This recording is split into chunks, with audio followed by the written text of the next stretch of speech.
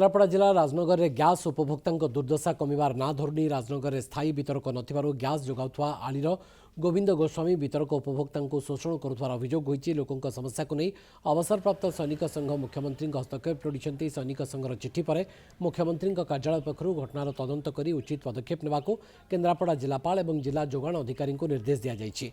अन्यपटे जिलापाल कहिछन्ति अभियोग आसिले तदंत हेबो।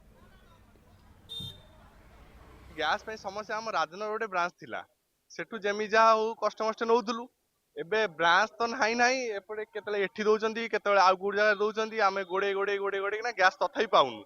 लोक संख्या माने जेहेतु रेगुलरली गैस टा मिलु नाही लोक संख्या दिनो दिन बढ़ी चलची। आज आसीबु पुन लोक गैस दे टेम्पू छोट छोट टेम्पू मगौचंदी।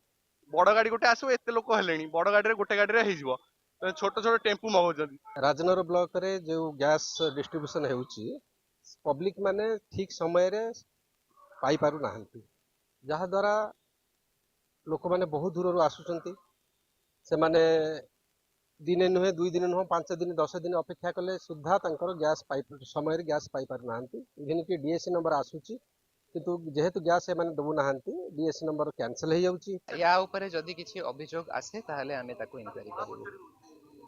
या ऊपर कोनोसी अभियोग आसी नाही। जदि अभियोग आसे आमे ताको कंसर्न एजेंसी द्वारा ताको करेबु।